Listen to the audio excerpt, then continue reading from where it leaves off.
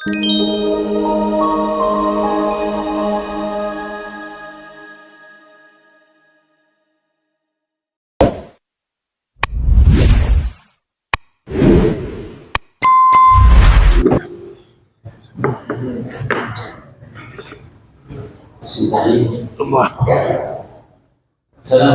warahmatullahi wabarakatuh. Waalaikumsalam warahmatullahi wabarakatuh. Bismillahirrahmanirrahim. Alhamdulillah wa alhamdulillah. Asyhadu an la ilaha illallah wahdahu la syarika lahu wa asyhadu anna Muhammadan abduhu wa rasuluhu wa ma ba'd. Ya ayyuhalladzina amanu taqullaha haqqa tuqatih wa la tamutunna illa Wa antum muslimun. Pertama, tidak lupa kita senantiasa bersyukur kepada Allah Subhanahu wa taala dengan memperbanyak tahmid alhamdulillahirabbil Alamin. Salawat kepada Nabi Muhammad sallallahu alaihi wasallam dengan kita bahasahi kita setiap detiknya dengan bersolawat Allahumma shalli wa sallim ala sayyidina Muhammad wa ala ali sayyidina Muhammad. Kepada Bapak Ibu jamaah yang melakukan Subhanahu wa taala, terkhusus DKN Masjid As-Sobat yang telah memberikan waktu kepada acara Indonesia yang pada sore hari ini bisa berkumpul di rumahnya Allah Subhanahu wa taala. Alhamdulillah. Kami dari acara Indonesia mengucapkan jazakumullah khairan.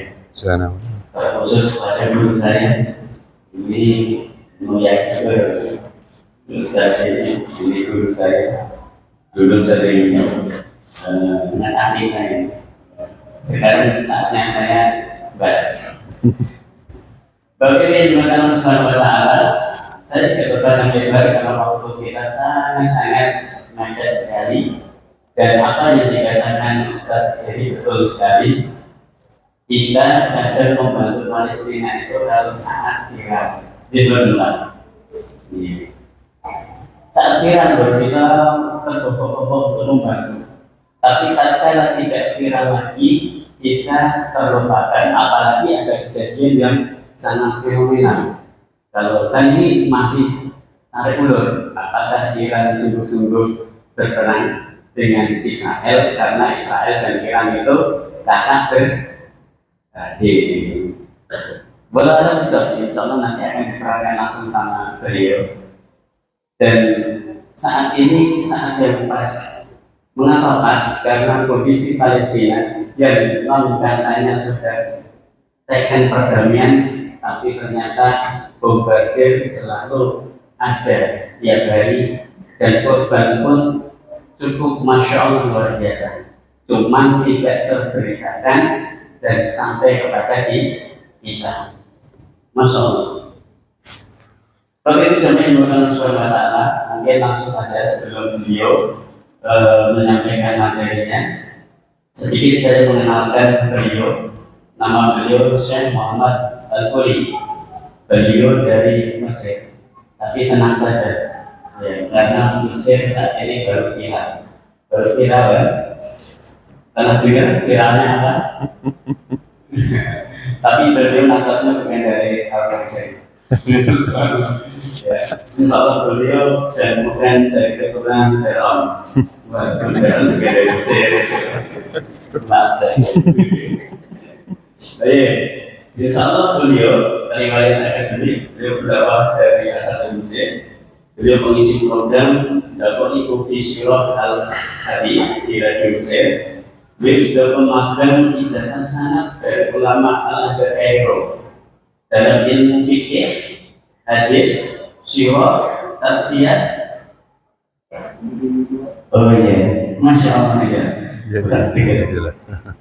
Syirah, tatsiyah, akidah, nahwu, masya Allah banyak sekali. Kalau bisa baca semuanya.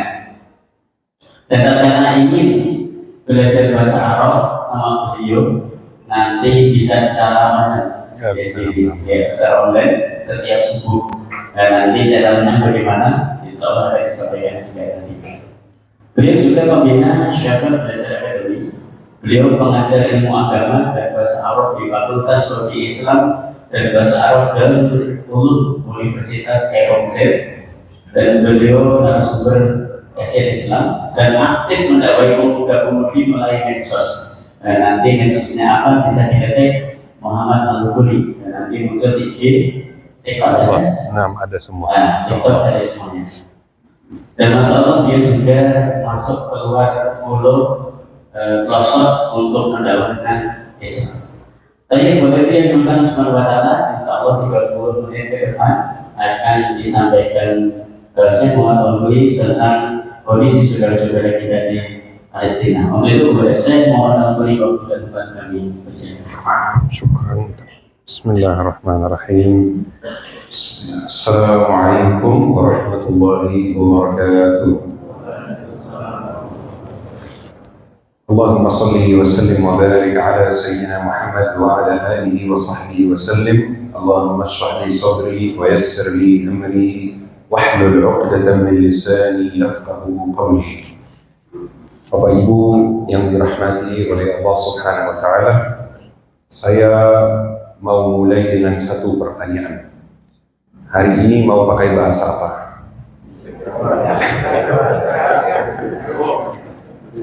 Karena kasih dua pilihan, Bapak Ibu pilih sendiri. Mau pakai bahasa Arab atau bahasa Inggris? Masya Allah. Ana awal di Indonesia tahun 2018 pernah diminta untuk mengisi kajian. Kemudian kata DKM masjidnya, Syekh, jamaah kami lagi belajar bahasa Arab, tolong jangan gunakan bahasa Indonesia. Saya senang karena lebih mudah gitu ceramahnya pakai bahasa Arab.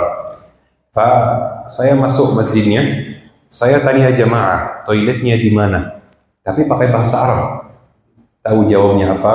Jawabnya amin. Gitu. Karena pakai bahasa Arab dikira doa. Jadi diaminin gitu. Baik, alhamdulillah wa syukurillah. Bapak Ibu yang dimuliakan oleh Allah Subhanahu wa taala, saya sangat senang hari ini bertemu dengan calon penghuni surga. Amin ya rabbal alamin. Mungkin ada yang penasaran kenapa saya bisa bahasa Indonesia. Saya izin perkenalkan diri. Saya Al-Faqir Muhammad Al-Ghuli dari Mesir. Dan saya bisa bahasa Indonesia karena dua alasan. Yang pertama, karena alhamdulillah ana di Indonesia sudah 8 tahun dalam rangka mengajar dan berdakwah. Dan alasan yang kedua karena istri saya dari Indonesia, dari Palembang, ya, dari Sumatera. Tapi domisilinya di Tangerang Selatan. Alhamdulillah, syukurillah, kita dipertemukan hari ini di rumah Allah Subhanahu wa taala. Luar biasa rasanya. Kita mungkin dari tempat yang berbeda-beda, provinsi yang beda, negara yang beda, tapi kita semua bersatu atas satu kalimat yang menyatukan kita semua, yaitu asyhadu an la ilaha illallah wa anna Muhammadar Rasulullah. Ini kehebatan Islam dan ini keunikan Islam. Di luar negeri, kalau ada satu orang misalnya di jalan mengucapkan Assalamualaikum, biasanya nggak dijawab ya, karena mereka non-muslim. Tapi kalau ada satu hari dijawab Waalaikumsalam, langsung jadi teman, langsung jadi akrab gitu ya. Kenapa? Karena benar-benar rasanya sudah seperti saudara sendiri. Karena satu akidah, karena satu iman, karena satu agama. Dan ini salah satu keunikan Islam. Dimanapun kita berada, mau punya teman, mau punya keluarga, mau punya sahabat, cari masjid terdekat. Itu adalah kuncinya. Dimanapun kita berada, cari masjid terdekat, pasti ada sahabat baru, teman baru, ada keluarga baru. Alhamdulillah. Baik, Bapak Ibu, ana mau tanya dulu. Pernah nggak Bapak Ibu dengar nama Andalusia? Ada yang pernah dengar? Andalusia itu di mana sekarang? Spanyol dan satu negara lagi. Spanyol dan Mesir apa? Mesir jauh deh. Spanyol dan satu negara dekat Spanyol juga. Ada yang tahu nggak? Saya kasih hadiah. Kalau ada yang jawab. Negara samping Spanyol langsung.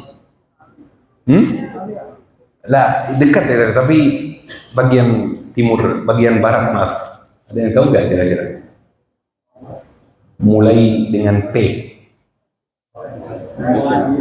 Hmm? Por, por, Portugal, betul, Portugal. Siapa yang jawab tadi Portugal?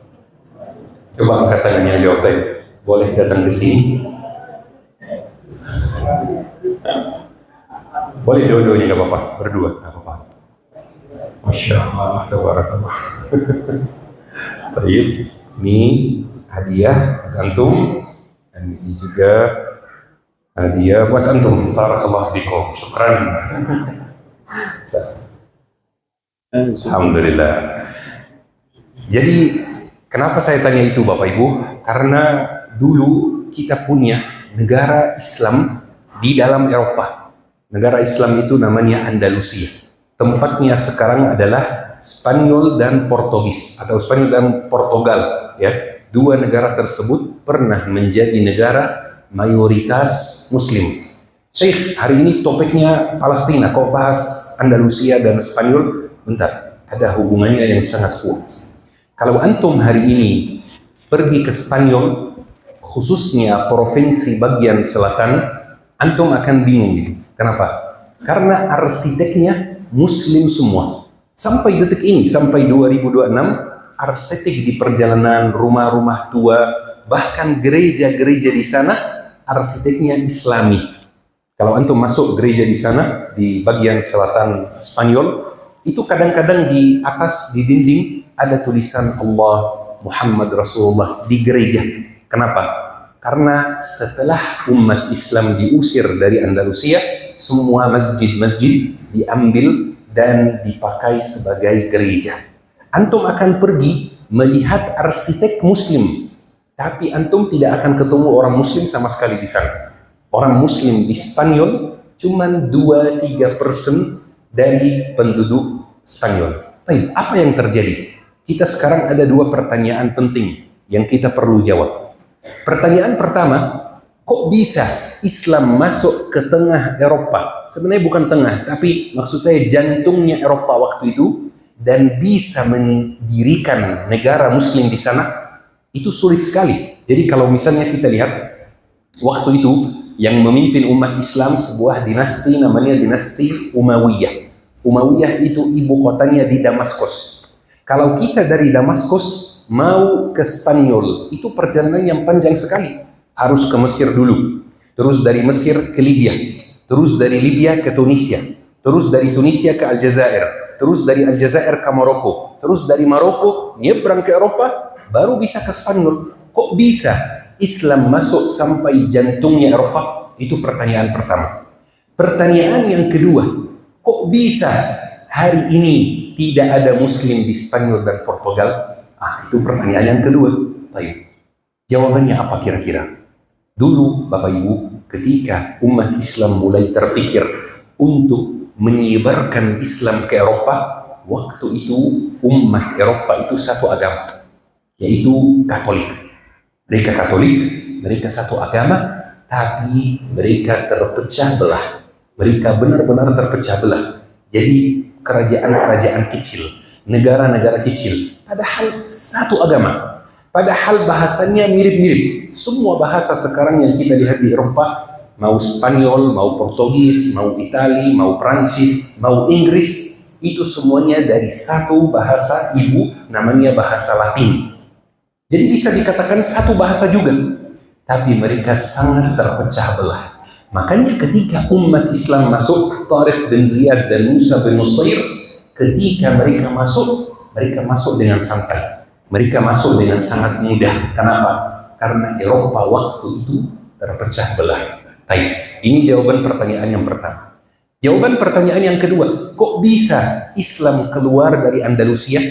Islam itu tetap di Andalusia 805 tahun. Bayangkan, 805 tahun di Andalusia. Hari ini nggak ada muslimnya. Islam masuk Mesir 1300 tahun yang lalu, atau 1350 tahun yang lalu. Masih muslim sampai hari ini. Islam masuk Jawa tahun berapa? Saya tidak tahu. Masuk Sumatera tahun berapa? Saya tidak tahu. Tapi sampai detik ini, masih mayoritas Muslim. Kenapa Spanyol merupakan pengecualian Islam masuk sana, jadi mayoritas hari ini nggak ada Muslimnya? Karena di akhir masa Andalusia, di akhir mulai dari tahun ke 600 ke atas, umat Islam mulai terpecah belah juga, sampai muncul satu era di sejarah Andalusia namanya Mulukut Tawaif. Mulukut Tawaif artinya apa? Artinya raja dari kerajaan-kerajaan kecil. Umat Islam di sana memecah belah diri sendiri. Umat Islam di sana waktu itu di akhir masa Andalusia mendirikan banyak negara. Jumlahnya 30-an. Bayangkan, 30-an negara Muslim di Andalusia. Bukan hanya itu. Awalnya di zaman Andalusia ditakluk, orang Nasrani bayar jizyah ke umat Islam. Tapi di akhir masa Andalusia sebaliknya. Umat Islam bayar jizyah ke Eropa. Supaya apa? Supaya Eropa melindungi mereka dari saudaranya sendiri. Jadi hari ini ada kerajaan Muslim mau menyerangi kerajaan Muslim lainnya. Dia minta tolong sama Eropa. Tolong lindungi saya dari saudara saya sendiri. Itu yang terjadi. Makanya umat Eropa mulai pelan-pelan mengalahkan kita. Dan mereka mulai pelan-pelan bersatu. Muncul waktu itu istilah di Andalusia namanya Ittihad Al-Mamalik Al-Iberiyah. Artinya apa? Artinya Persatuan Kerajaan Iberia. Iberia itu mana? Itu bagian Spanyol dan Portugal, namanya Iberia. Jadi mereka mulai bersatu dan pelan-pelan mengalahkan umat Islam dan mengusir umat Islam dari Eropa. Bahkan saya mengutip dari buku Tarikhul Andalus, Sejarah Andalusia, karya Dr. Raghib As-Serjani, pakar sejarah dari Mesir. Kata beliau, di akhir masa Andalusia muncul fenomena antara umat Islam yang sangat aneh. Fenomena itu namanya fenomena pilih-pilih masjid. Maksudnya apa pilih-pilih masjid? Jadi normalnya Bapak Ibu, kalau kita mau sholat, kita tinggal masuk masjid yang terdekat dari rumah kita. Betul nggak? Tidak perlu kita tanya, masjid ini milik kelompok apa. Tidak perlu kita tanya, masjid ini milik kelompok yang amaliyahnya seperti apa. Masjid ini kalau sholat subuh pakai qunut atau tidak. Masjid ini baca basmalah sir atau jahr. Tidak perlu tanya masjid ini zikir sir sendiri-sendiri atau berjamaah. Harusnya seperti itu. Masjid, rumah Allah, tinggal masuk, salat selesai. Tapi kata Dr. Raghib As-Serjani, di akhir masa Andalusia, umat Islam mulai pilih-pilih masjid. Masuk waktu salat, ada masjid di perjalanan. Mau masuk masjidnya, tanya dulu, masjid ini amaliyahnya di mana? Masjid ini pakai qunut enggak? Masjid ini amaliyahnya A atau B? Kalau ternyata amaliyahnya tidak sesuai yang mereka percaya, mereka tinggalkan masjidnya. Dan mereka cari masjid lain yang sesuai mereka sendiri. Saking terpecah belahnya seperti itu. Saya mau tanya Bapak Ibu, mirip gak dengan zaman kita sekarang? Sangat mirip. Kita juga umat Islam terpecah belah jadi banyak negara.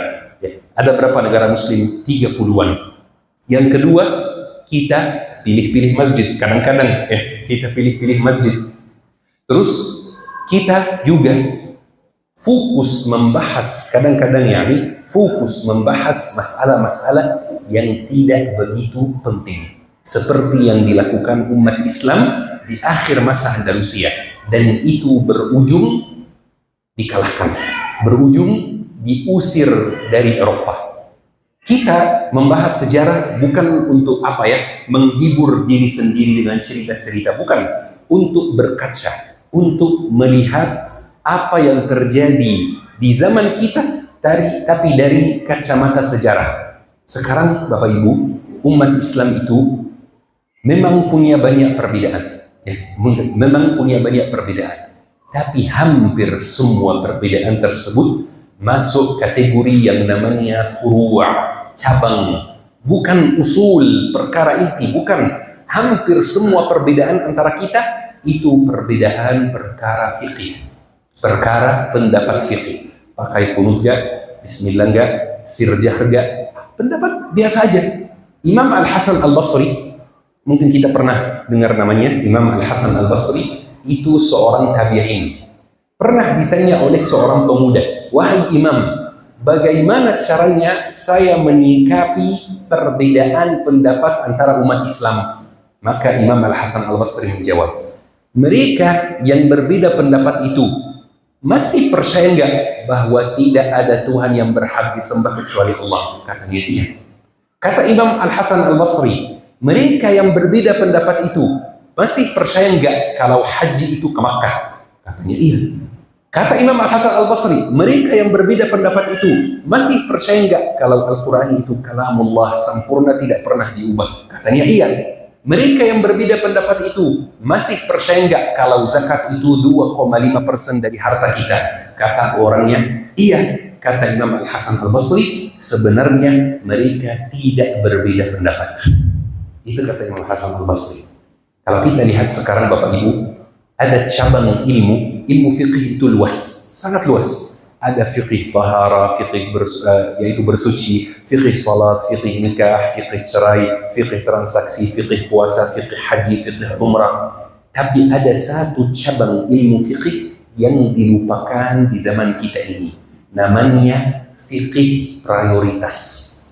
Itu satu cabang ilmu fikih, namanya fikih prioritas. Kita ada dua masalah sekarang, masalah A dan masalah B.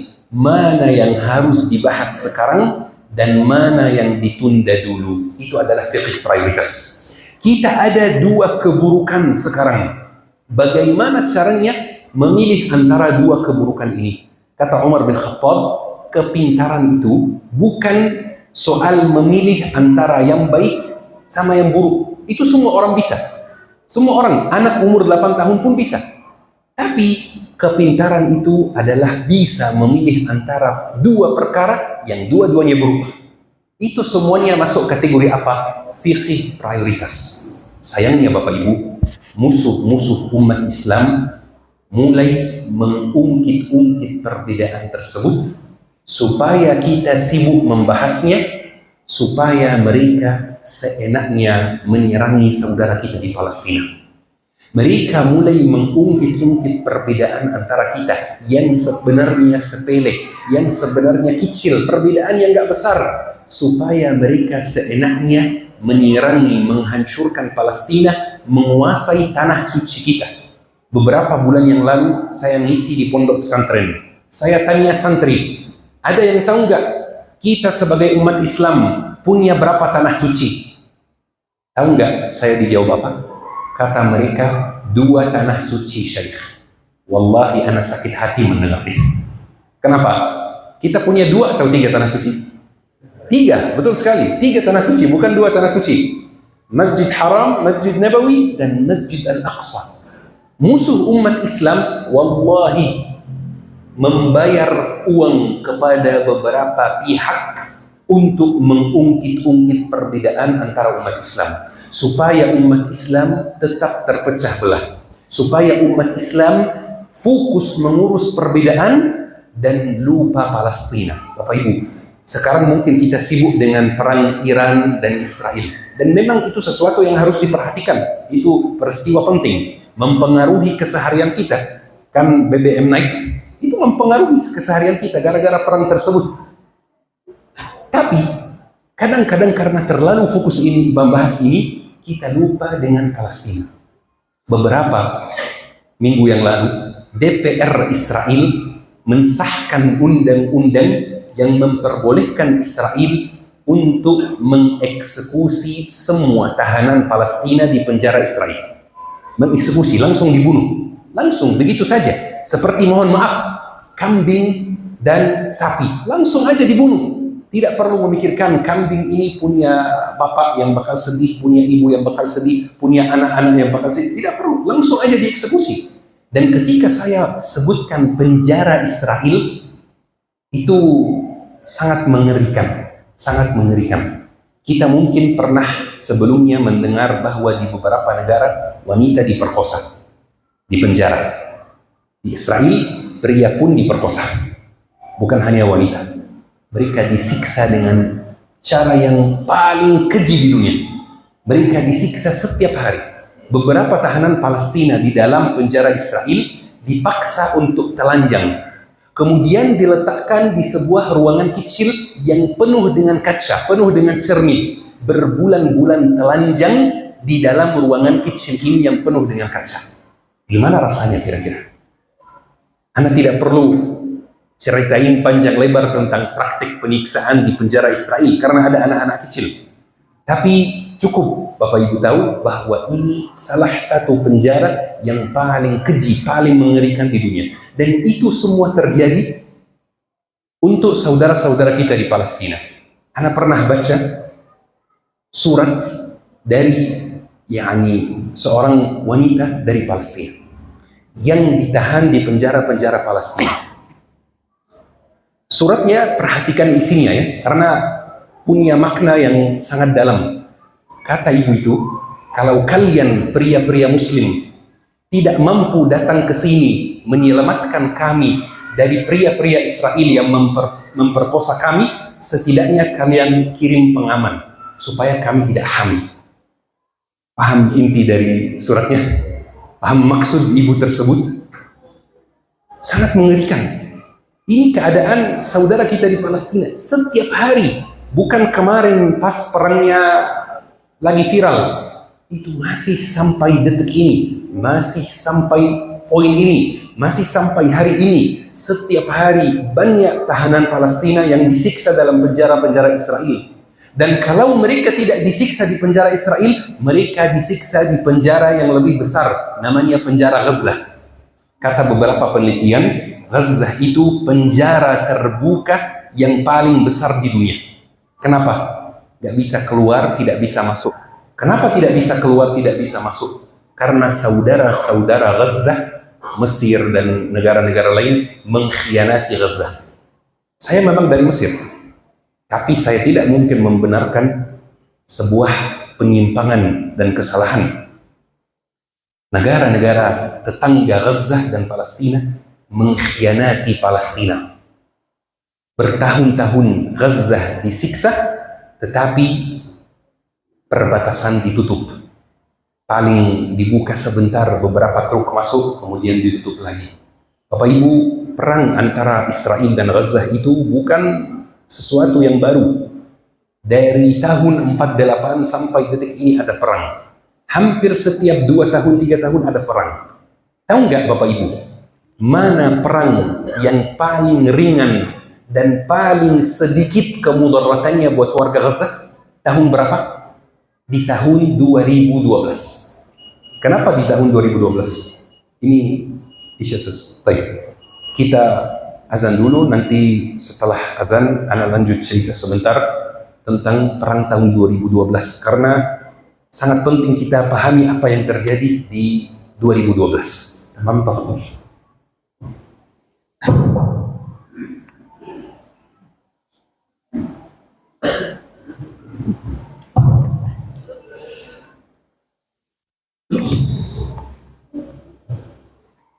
Allahu Akbar, Allahu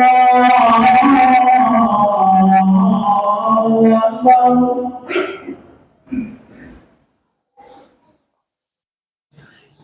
Allahu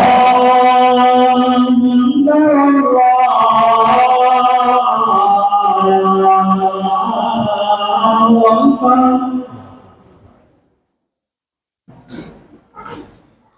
Asyhadu an la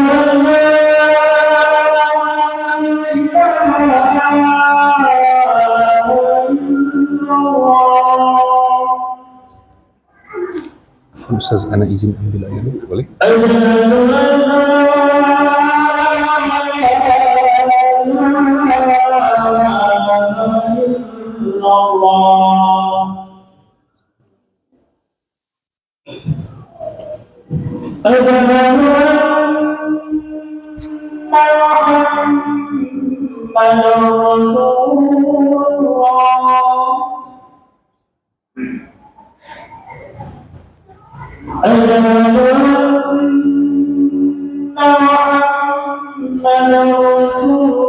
حي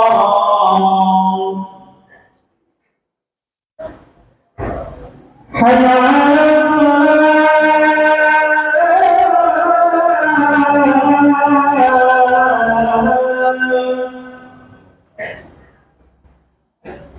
حي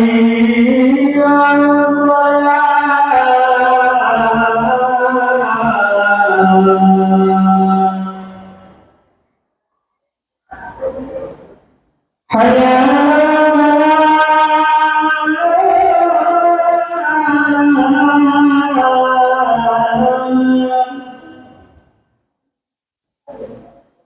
حي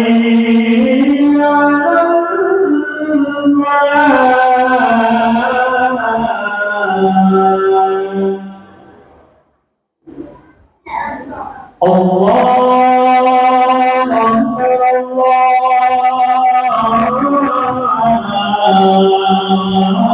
الله أكبر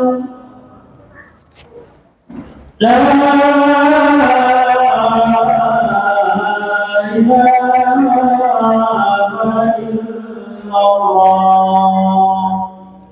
لا إله إلا الله رب سيدنا محمد الصلاة القائمة سيدنا محمد رسول الفضيل الرسول المكرم على درجات إنك لا تخلف. Bismillahirrahmanirrahim. Ana di sini melanjutkan sebentar sebelum Ustaz Harno menyampaikan beberapa hal. Jadi tadi Bapak Ibu kita bahas bahwa perang Israel dan Gaza itu bukan hal yang baru. Kalau saya sebutkan perang Israel Gaza itu terjadi kapan? Coba kita hitung bersama. 48, 51, 56, 70,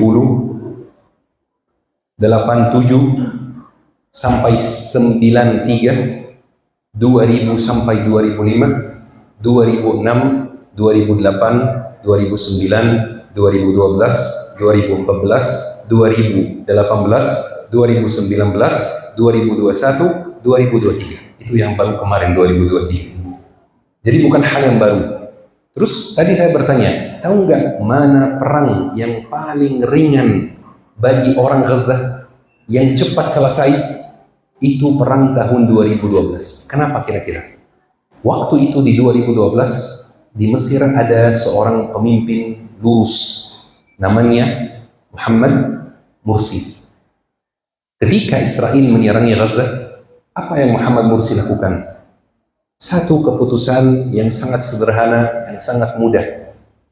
Buka perbatasan, selesai. Jadi orang Gaza itu tidak kekurangan bahan pangan.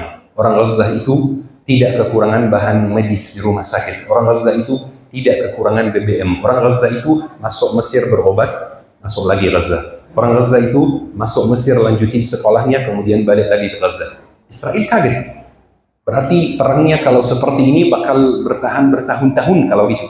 Jadi Israel langsung menghentikan perangnya dalam waktu 2 minggu. Kenapa? Karena Mesir membuka perbatasan. Itu aja. Bayangkan cuman gerakan ini saja. Mesir waktu itu tidak menggerakkan tentara misalnya. Enggak. Cuman buka perbatasan aja. Makanya Bapak Ibu Israel sudah nyadar hal tersebut. Dan 1 tahun kemudian Muhammad Mursi dikodeta dan digantikan dengan seorang pemimpin lain yang pro Israel. Bapak Ibu, Rasulullah SAW, dan ini mungkin hadis yang terakhir sebelum Ustaz Harno melanjutkan.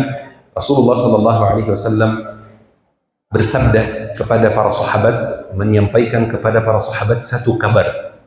Coba kita posisikan diri di posisi para sahabat. Coba kita bayangkan, kita lagi duduk bersama. Tiba-tiba Rasulullah menyampaikan kepada kita satu kabar yang mengejutkan. Kata Rasulullah, yushiku an tatada'a 'alaikum al-umam kama tatada'a al-akalatu 'ala qas'atiha. Akan datang satu zaman, satu saat di mana umat-umat akan apa istilahnya royok kalian, menyerang kalian secara bersamaan seperti hewan binatang yang saling berperang, berebut untuk mendapatkan makanan. Coba bayangkan kalau kita lihat hewan yang lagi lapar sekali, tiba-tiba ada makanan yang sedikit. Mereka saling pukul untuk mendapatkan makanan. Kata Rasulullah, kita akan jadi seperti makanan tersebut. Hadis ini disampaikan di akhir masa dakwah Rasulullah, sebelum Rasulullah meninggal dunia. Berarti pas Islam mulai kuat. Jadi sahabat kaget, ya Rasulullah, kami sekarang sangat kuat. Kenapa itu akan terjadi? Awamin qillatun nahnu ya Rasulullah. Apakah hal itu akan terjadi karena jumlah umat Islam sedikit? Kata Rasulullah, la walakinnakum kathir walakinnakum kaghuthaa'is sayl. Kalian di hari itu, di mana kalian diperangi oleh umat lain, kalian itu jumlahnya sangat banyak. Tetapi kalian seperti buih di atas lautan. Atau di riwayat lain, atau di terjemahan lain, buih di atas arus banjir. Kita pasti pernah lihat ada satu daerah yang banjir, pasti pernah lihat. Air banjir itu atasnya ada apa? Apa kira-kira? Kayu, sampah, ini, itu. Itu maksud Rasulullah. Barang-barang yang tidak bermanfaat. Barang-barang yang tidak baik. Kata Rasulullah SAW. Kata Rasulullah juga, Rasulullah melanjutkan, وَيَقْذِفُ اللَّهُ وَيَضَعُ اللَّهُ مِنْ قُلُوبِ أَعْدَائِكُمْ الْمَخَافَةَ مِنْكُمْ. Allah akan mengangkat rasa takut dari hati musuh kalian terhadap kalian. Jadi musuh kalian tidak lagi takut sama kalian. Kenapa kira-kira itu? Kata Rasulullah, karena satu penyakit yang jika kena kita akan seperti buih di atas arus banjir atau buih di atas lautan yang sangat banyak jumlahnya tapi tidak bermanfaat. Penyakit tersebut namanya penyakit al-wahan. Para sahabat bertanya kepada Rasulullah, "Wa mal wahan ya Rasulullah?" Kata Rasulullah, "Hubbud dunya wa karahiyatul maut." Cinta dunia dan takut mati. Pertanyaan terakhir, Anda mau menutupi dengan satu pertanyaan, menjadi bahan renungan buat kita. Tapi jawabnya dengan jujur, jawabnya di hati. Apakah kita termasuk umat Islam yang seperti buih di atas lautan?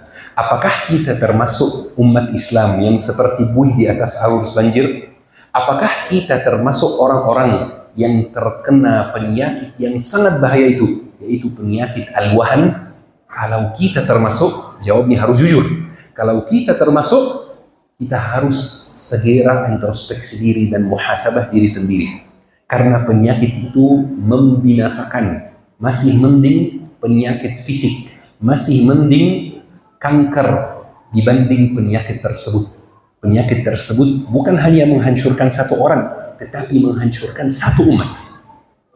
Ini yang Anda mau sampaikan hari ini Bapak Ibu, dan sesuai judul kajian kita, jangan lupa saudara kita di Palestina. Dalam doa kita, dalam keseharian kita, dalam postingan kita di sosmed, dalam semuanya, jangan lupa saudara kita di Palestina.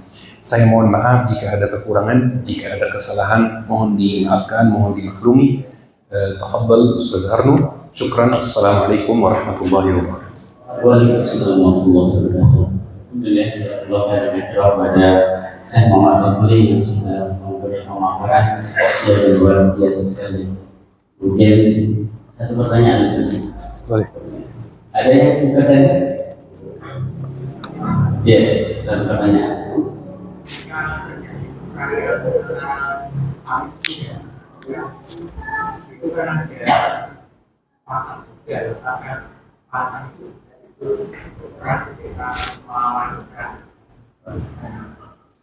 Jadi pertempuran antara Palestina dan Israel selama ini Hamas. Nah, Apakah Fatah juga ikut? baik. Jadi pertanyaannya tentang Fatah dan Hamas. Kalau kita lihat dari sejarahnya, Fatah itu lebih tua dari Hamas. Jadi Hamas itu didirikan di tahun 80-an, Fatah itu didirikan sebelumnya. Tetapi walaupun Fatah lebih tua dari Hamas, dan sekarang mereka berdua ada di lapangan, tetapi sangat-sangat berbeda jalannya, sangat berbeda arahnya. Fatah itu didirikan berdasarkan atau atas pemikiran sekuler liberal, memisahkan agama dari kehidupan sehari-hari. Dan itu pemikiran elit Palestina dan elit semua negara Arab. Semua negara Arab elitnya, pemimpinnya kayak gitu. Sekuler liberal. Walaupun itu, awal Fatah berdiri masih ada perjuangannya, tapi lama-lama jadi bonekannya Israel. Sekarang Israel kalau mau mencari buruan Palestina, apa yang Israel lakukan? Israel tidak terjun langsung di lapangan, enggak. Mereka telepon Fatah. Kami sedang mencari Fulan bin Fulan, serahkan dia ke kami. Fatah langsung turun di tepi barat, mencari orangnya, menyerahkannya ke Israel. Baik, Hamas bagaimana? Hamas didirikan oleh Syekh Ahmad Yasin tahun 80-an. Saya tidak ingat tahunnya. Hamas itu beda. Didirikan atas dasar Islam, atas dasar syariat, atas dasar jihad. Makanya masih bertahan sampai hari ini. Kalau Hamas itu tidak didirikan atas dasar yang benar, tidak mungkin mereka bertahan penyerangan sebanyak itu. Berapa tahun sekarang? 3 tahun lebih penyerangannya. Jadi Hamas sekarang satu-satunya kelompok muslim yang berjihad di lapangan melawan Israel. Ada yang lain, fraksi-fraksi yang lain, tapi semuanya sekarang bekerja sama. Ya. Jadi bisa dikatakan Bapak Ibu, tanpa Hamas itu kita sebagai umat Islam tidak punya martabat. Karena Hamas itu melaksanakan kewajiban jihad yang kita semua tidak bisa laksanakan sekarang. Hamas yang melaksanakannya, Hamas yang mewakili kita. Tanpa Hamas kita nggak punya martabat. Jadi setiap orang muslim itu benar-benar dari hatinya harus bersyukur dan berterima kasih kepada Hamas atas kewajiban kita yang mereka laksanakan menggantikan kita. Jadi kesimpulannya, Fatah ada, Hamas ada. Dua-duanya orang Palestina, tapi dua-duanya arahnya sangat berbeda, tujuannya sangat berbeda. Itu jawabannya. Barakallahu fikum. Ya, Ustaz. Baik, Masya Allah. Kalau di sekolah, ini waktu sangat Masya Allah cepat sekali. Jadi, perkenankan saya minta waktu 5 menit saja. 5 menit dari acara Indonesia.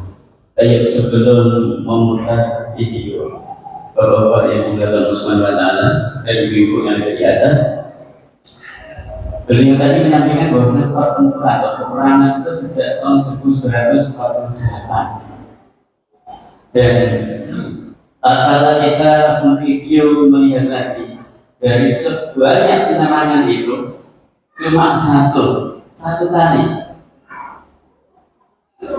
Palestina menyerang dahulu.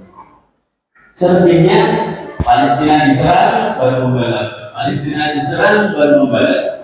Tapi satu di tahun 2023 bulan Oktober, 7 Oktober. Tanggal 7 Oktober ini keberatan yang luar biasa sekali. Palestina menyerang Israel. Dan sudah Masya Allah, yang dulunya diserang baru balas di tahun 2023 di bulan Oktober umat Islam Palestina menyerang dahulu. Ini sesuatu yang luar biasa sekali. Dan ini disebut dengan Tufanul Aqsa. Tapi bapak-bapak dan ibu-ibu semua yang harus ingat, ya harus ingat dan perlu dicatat bahwa di tanggal 7 Oktober 2023 Palestina menyerang Israel, dan Masya Allah sangat luar biasa sekali hasilnya. Banyak tawanan perang, banyak membunuh orang-orang Israel. Tapi di pemberitaan orang-orang atau media-media mainstream Israel itu luar biasa sekali yang kita melupakannya. Apa itu? Persatuan umat. Bagaimana umat yang ada di Palestina, baik di Gaza, baik di Yerusalem, itu semuanya sepakat dan membenarkan peperangan itu, membenarkan serangan itu. Ini yang susah dibentuk, dan sepakat baik itu Muslim dan Palestina dan Nasrani juga. Ada Nasrani juga. Nasrani yang ada di Palestina itu setuju akan penerangan itu dan tidak menyatakan, menyatunya mereka satu kata, bersatu. Masya Allah sepakat. Dan kita yang ada di Indonesia kadang nggak ikut perang, mungkin sudah bantu juga ikut ngalah-ngalah ya gara-gara menyerang maka banyak korban di Palestina. Betul nggak? Masalah, tapi sampai saat ini detik ini kaum muslimin di sana, penduduk di sana, Nasrani itu sepakat dan membenarkan. Masya Allah. Jadi yang namanya bersatu itu luar biasa, menjadi dorongan moral yang sangat luar biasa sekali. Masjid ini kalau nggak bersatu pun juga berantakan. Dan saya yakin Masjid Asobah ini tandanya bersatu. Insyaallah. Enggak, engkel-engkel. Besok banget, besok enggak salah. Bismillah ya. Jadi sekali lagi bersatu. Kalau umat Islam bersatu, yakin kemenangan itu pasti dekat dan akan datang. Ya susahnya itu memang bersatu. Bapak Ibu yang Allah SWT, 3 menit tim dari Aceh Indonesia bisa memperlihatkan dokumentasi dari kita, bisa diputar bagaimana kondisi saudara kita yang ada di Palestina dan distribusi ataupun kontribusi kita umat Islam yang dititipkan kepada kita Aceh Indonesia.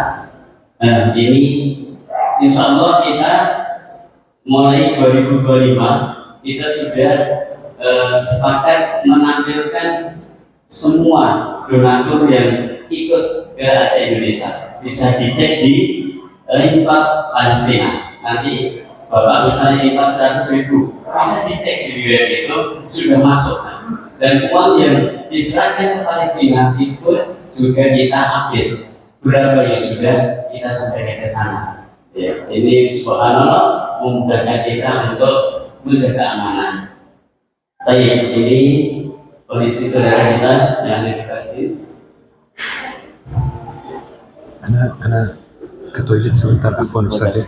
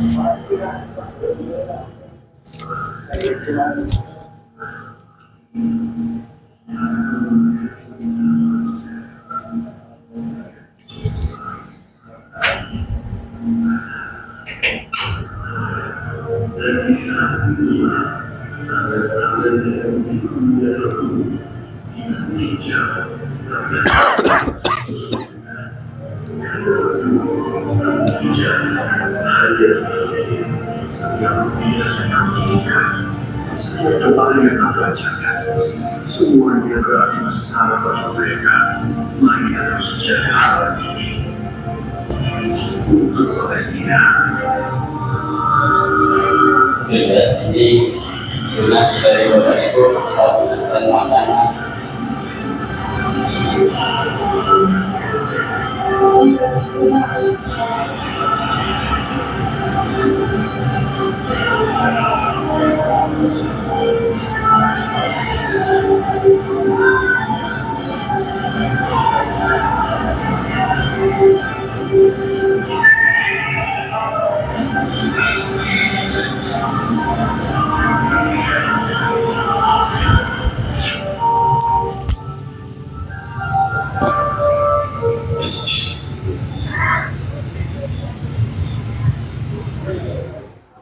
Baik, inilah gambaran sekelumit saudara kita yang ada di Palestina. Minta waktunya 1 menit saja, tapi ya 1 menit. Boleh, Ustaz? Masya Allah. Bapak Ibu yang dimuliakan Allah Subhanahu wa Ta'ala, sebentar lagi kita akan merayakan Idul Adha. Betul, Bapak? Dan saya yakin warga jemaah di sini sudah mempersiapkan untuk Idul Adha, bagaimana memeriahkan masjidnya, menyembelih sapinya, menyembelih domba kambingnya untuk masjid-masjidnya. Pak Bu, tatkala kita makan daging kurban, makan daging sapi, kambing, setidaknya yuk kita ingat anak-anak kita yang ada di Palestina. Terus bagaimana caranya untuk ingat kepada mereka? Pak Bu, kita di Aceh Indonesia membuka paket sedekah daging.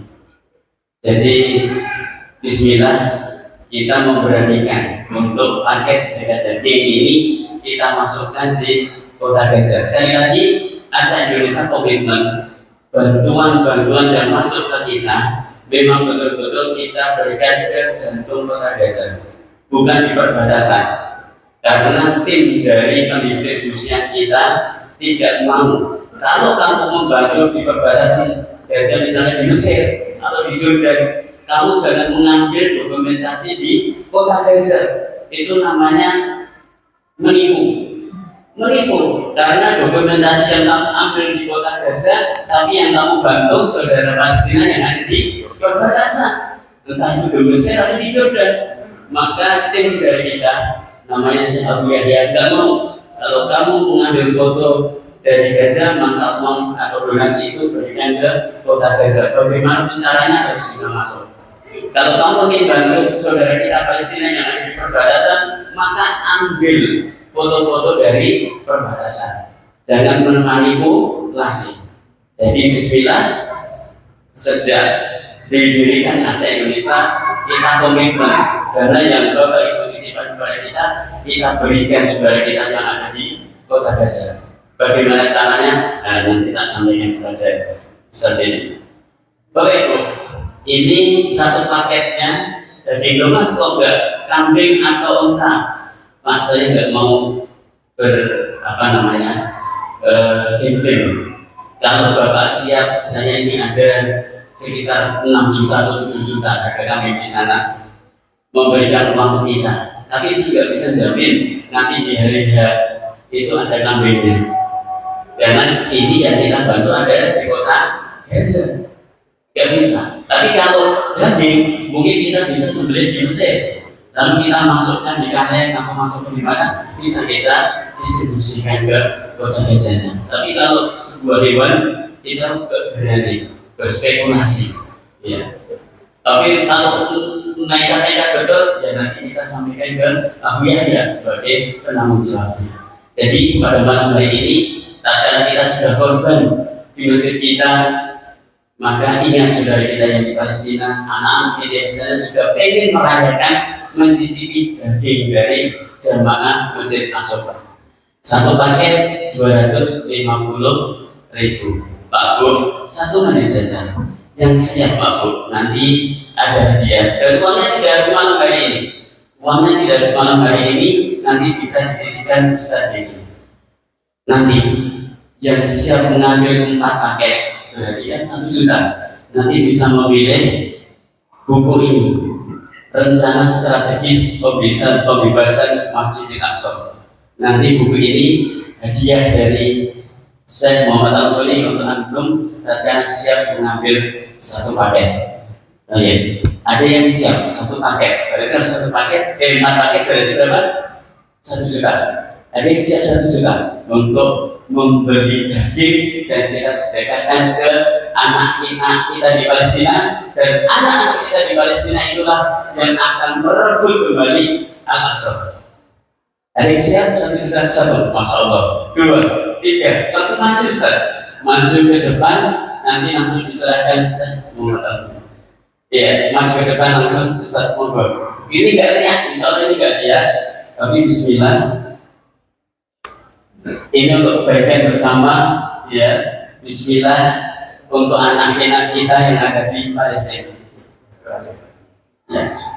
Uangnya tidak harus sekarang ya, nanti bisa dititipkan sama Ustaz Dedi insyaallah.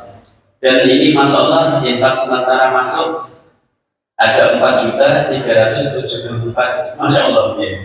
Masalah ada 4.374.500 dan ada titipan masuk donasi langsung 5 juta, itu sedikit ya, 5 juta dan 1.500.000. Masya Allah, luar biasa. Takbir. Iya, saya Masya Allah bisa difoto ya, nanti difoto, terus nanti bisa datangi Pak Joko. Nah, Mas Joko nanti menyiapkan diri, nanti biar dicatat namanya, ya, foto satu-satu lagi, satu-satu fotonya, satu-satu bersama. Nanti bersama aja. Monggo, satu-satu dulu, gak apa-apa. Bismillah. Ya Allah, ini diwakili saudara-saudara kita dari jamaah Masjid As-Subah. Masya Allah, memberikan 4 paket daging untuk anak-anak kita, ya, anak-anak kita di kota Gaza, di jantungnya kota Gaza. Masya Allah. Nanti kalau ibu-ibu ada yang siap, dan nanti bisa menghubungi Ustaz Dedi. Kalau mau foto juga bisa, nanti japri nomornya Ustaz Dedi. Ya. Saya siap 4 paket, minta foto sama saya, gak apa-apa. Minta doa, ya Allah, doakan anak saya seperti Syekh Muhammad Al-Fuli. Gak apa-apa. Gitu. Cuma nanti lahir kok kayak Syekh Muhammad Al-Fuli, takutnya tetangganya bingung. Kok gak seperti bapaknya, kan Bapak? Masya Allah, ini Masya Allah luar biasa. Calon mujahid, ya, pembebas Al-Aqsa, insya Allah. Allah Akbar.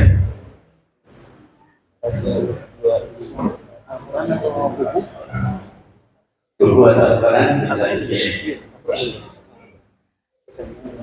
Ya, Masya Allah. Ada yang siap lagi? Bismillah, 4 paket untuk anak-anak kita di Gaza. Masya Allah. Ya, kita turunkan. Yang 2 paket nanti dapat 1. Misalnya ada berapa ya? 1. Yang siap 2 paket. Ada yang siap 2 paket 500.000. Semuanya tidak harus malam hari ini. Ada 500.000 untuk saudara kita pakai daging. Gak ada? Oke. Oh ada, Masya Allah. Pakai.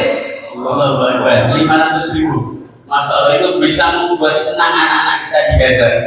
Anak-anak kita di Gaza bakar-bakar, nanti kita foto. Masya Allah, kita kirim nanti di Masjid As-Subah.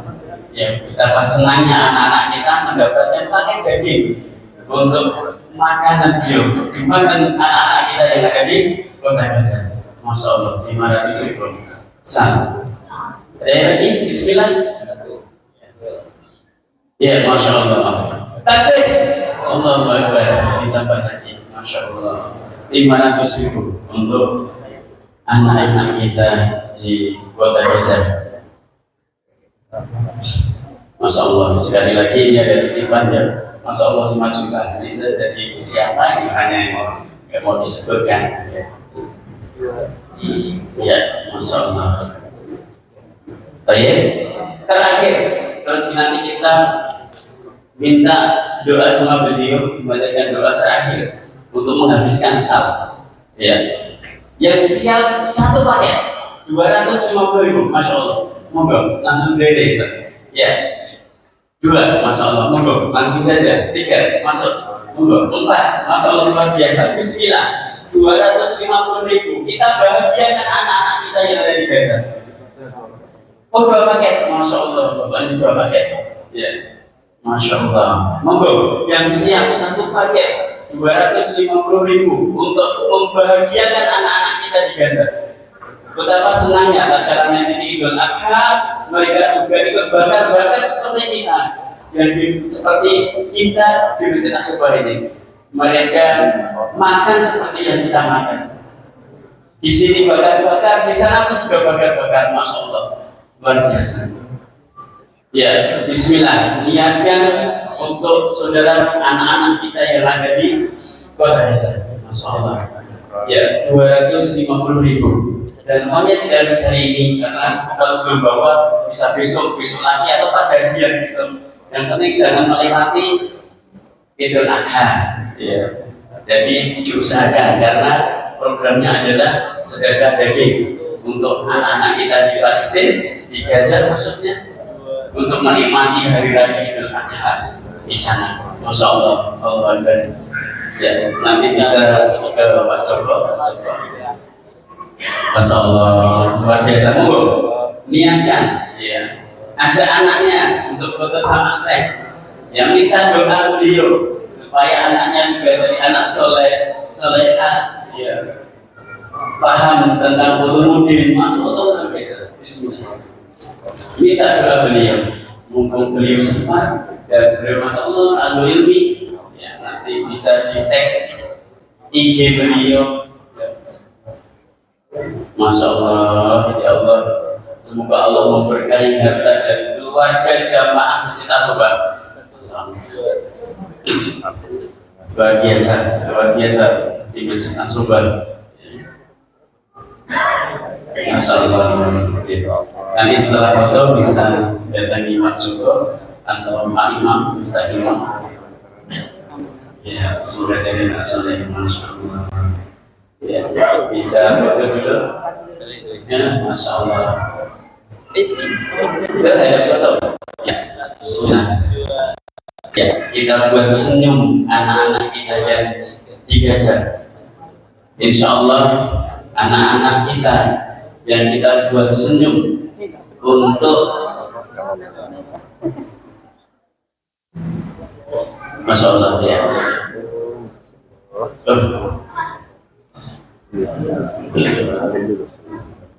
Masya Allah, ya. Betapa senangnya anak-anak kita, Masya Allah, mendapatkan daging yang kita kirim dari Asoba ini. Insya Allah, ya, Insya Allah besok dokumentasinya akan kita sampaikan pula. Tatkala anak-anak kita memanggang dagingnya, ya, kita sampaikan kepada jamaah semuanya. Bermasalah ini saja. Ya, baik. Masya Allah, bagus. Bisa paham. Ya. Allah Akbar. Masya Allah, luar biasa. Ya. Masya Allah. Baik. Sekali lagi saya ucapkan jazakumullah khairan katsira kepada jemaah yang Masya Allah sangat ringan untuk membantu saudara-saudara kita yang ada di Gaza, khususnya anak-anak kita di sana. Karena anak-anak kita, Masya Allah, anak-anak kita di sana adalah anak-anak yang nanti akan membebaskan Al-Aqsa, Insya Allah. Masya Allah, ini dua anak kecil berbagi untuk teman-temannya yang di Gaza. Masya Allah. Iya, alhamdulillah. Akhirnya sal habis, salnya saya sudah dipakai, Masya Allah terpakai juga. Masya Allah. Sekali lagi saya ucapkan jazakumullah khairan katsiran pada jemaah semuanya. Tapi kita tutup dulu dengan lantunan doa kepada Sayyidina Muhammad bisa melanjutkan. Bismillahirrahmanirrahim. Kita doa bersama di malam yang berkah ini, insyaallah. Bismillahirrahmanirrahim. Alhamdulillah wassalatu wassalamu ala rasulillah. Alhamdulillah ala ni'matil iman. Alhamdulillah ala ni'matil islam. Alhamdulillah ala ni'matil Qur'an. اللهم انفعنا بما علمتنا وعلمنا ما ينفعنا وزدنا علما. اللهم إنا نسألك الجنة. اللهم إنا نسألك الجنة. اللهم إنا نسألك الجنة ونعوذ بك من النار. اللهم اشف مرضانا ومرضى المسلمين. اللهم ارحم موتانا وموتى المسلمين. اللهم أعن إخواننا المجاهدين في فلسطين. اللهم أعن إخواننا المجاهدين في بيت المقدس. اللهم أعن إخواننا المجاهدين في غزة. اللهم ارزقنا زيارة المسجد الأقصى. اللهم ارزقنا قراءة القرآن في المسجد الأقصى. اللهم ارزقنا زيارته محررا يا رب العالمين. لا إله إلا أنت سبحانك إني كنت من الظالمين سبحان ربك رب العزة عما يصفون وسلام على المرسلين الحمد لله رب العالمين آمين آمين آمين. Baik, saya berterima kepada Syekh Muhammad Al-Fali yang sudah berdoa. Setelah ini saya membacakan untuk bapak yang beridik itu dapat 4.374.500 dan ada kiriman tidak mau disebut namanya sebanyak 5 juta dan 1.500.000. Masya Allah. Dan saya sebagai perwakilan Aceh Indonesia mengucapkan syukur dan mohon maaf sebesar-besarnya apabila tidak berkenan di hati majelis kami. Dimaafkan ya kami. Masya Allah. Baik, saya kembalikan kepada pembawa acara.